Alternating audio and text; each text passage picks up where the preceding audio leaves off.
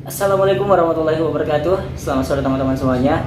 Di video kali ini kita kedatangan teman diskusi yang sangat luar biasa menurut saya, yaitu saudara Aswan, ya kan? Ya, asal dari kota Parepare juga ya, sama dengan kita di kota Parepare juga. Nah, jadi gini, di video kali ini kita akan sedikit membahas tentang seputar kesalahan komunikasi yang sering terjadi di kehidupan kita sehari-hari dan apa sih dampaknya dari itu semua ya. Kata-kata orang sih sangat berbahaya gitu kan. Nah, jadi kita langsung aja ajak teman diskusi kita, pengalaman dia dalam kesalahan komunikasi, apakah dia pernah merasakannya gitu ya. Oke. Ya. Jadi langsung saja ya ke inti biar penonton juga nggak bosan-bosan ya, dan juga oke. Jadi bagaimana, apakah saudara Aswan ini pernah mengalami yang namanya kesalahan komunikasi, baik itu di daerah orang lain atau gimana gitu? Ya baik, langsung ya. Terkait dengan terjadinya kesalahan komunikasi dalam apakah itu budaya, apakah itu persoalan agama dan lain-lain, itu saya pikir hal tersebut terjadi karena individu terhadap individu lainnya itu tidak saling memahami. Nah, itu yang pertama. Terjadinya miskomunikasi karena tidak saling memahami, apakah itu tentang kebiasaannya, tentang bagaimana dia cara berkomunikasinya. Kan kita fokusnya kepada komunikasi.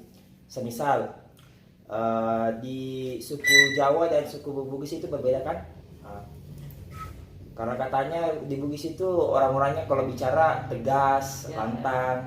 Kemudian juga di Jawa itu berbeda, bahasa baliknya. Katanya di Jawa itu orang-orangnya bicara lebih lembut, lebih ini. Kalau ketika kedua suku ini ditemukan, bertemu satu sama lain, ketika tidak saling memahami satu sama lain tentang budayanya masing-masing, kebiasaannya, kan kalau kita berbicara budaya pasti kita bicara kebiasaan, keseharian.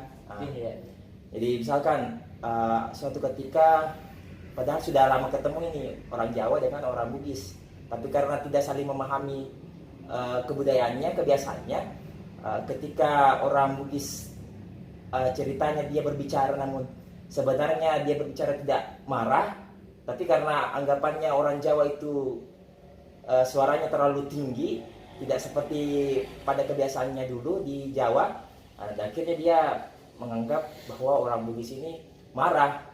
Ketika orang Jawa ini mengatakan orang Bugis ini marah, terjadilah persepsi yang berbeda. Terjadilah mindset yang membuat si orang Jawa ini ingin menjauh dari orang Bugis, gitu. Jadi kuncinya kita saling inilah. Kalau secara pribadi pengalamanku ya, mungkin barangkali di sekitar saya lah, penggunaan bahasa.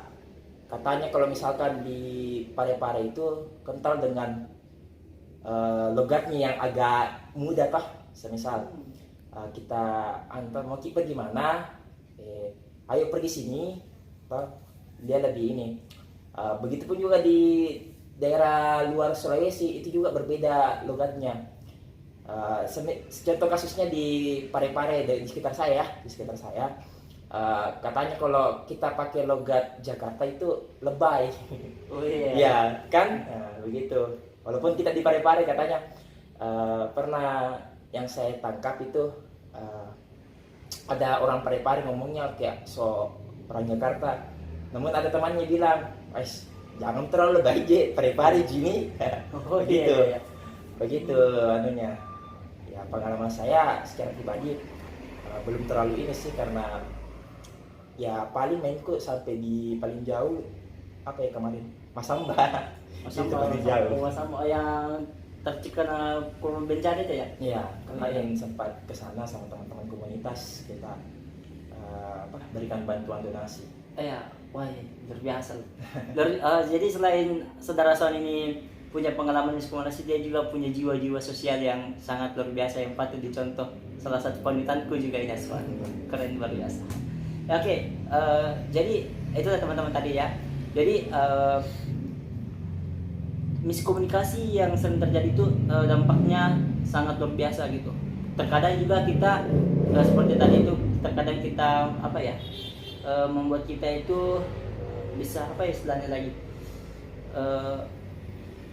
berselisih paham lah Berselisih gitu paham, ya, ya. berselisih paham. Sama juga dengan kalau pengalaman aku secara pribadi, dulu waktu tahun